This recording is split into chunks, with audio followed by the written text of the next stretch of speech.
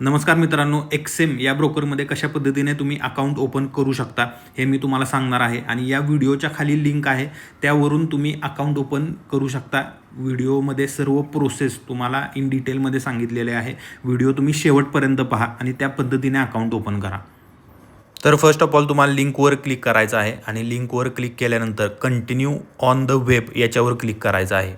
त्याच्यावरती क्लिक केल्यानंतर तुम्हाला इथे तुम्हाला मेल आय डी आणि पासवर्ड, मेल आय डी आणि पासवर्डने इथे लॉग इन करायचं आहे. तुमचा जो काही मेल आय डी असेल त्याच्यातून तुम्ही इथे लॉग इन करू शकता. आणि खाली बघा एक ऑप्शन दिलेला आहे अजून एक, enter here have a partner code enter here. तर या व्हिडिओच्या खाली एक पार्टनर कोड आहे, तो पार्टनर कोड तुम्ही एंटर करू शकता त्याच्यामध्ये. आणि त्यानंतर इथे एक छोटासा स्क्वेअर आहे त्याच्यावरती क्लिक करायचं आहे आणि त्यानंतर तुम्ही इथे रजिस्टरवर क्लिक करायचं आहे. रजिस्टरवर क्लिक केल्यानंतर तुम्हाला मेल येईल एक्सेमकडून.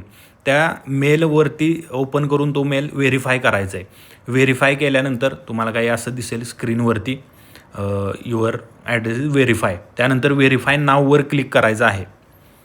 व्हेरीफाय नाववर क्लिक केल्यानंतर तुम्हाला इथे तुमचा मोबाईल नंबर टाकायचा आहे. मोबाईल नंबर टाकल्यानंतर जो पण मोबाईल नंबरवरती ओ टी पी येईल तो तिथे ओ टी पी ॲड करायचा आहे आणि त्यानंतर व्हेरीफाय करायचा आहे आणि त्यानंतर कंटिन्यू करायचा आहे. म्हणजे तुमचा मोबाईल नंबर व्हेरीफाय झाला, ठीक आहे. आणि त्यानंतर इथे तुमची इन्फॉर्मेशन फिल करायची आहे की तुमचं फर्स्ट नेम काय आहे, तुमचं मिडल नेम काय आहे आणि लास्ट नेम काय आहे आणि सगळ्यात महत्त्वाचं बर्थ डेट, ठीक आहे. आणि हे सगळं फिल केल्यानंतर तुम्हाला कंटिन्यूवरती क्लिक करायचं आहे. कंटिन्यूवरती क्लिक केल्यानंतर इथे तुम्हाला येसवरती क्लिक करायचं आहे आणि कंटिन्यू म्हणायचं आहे.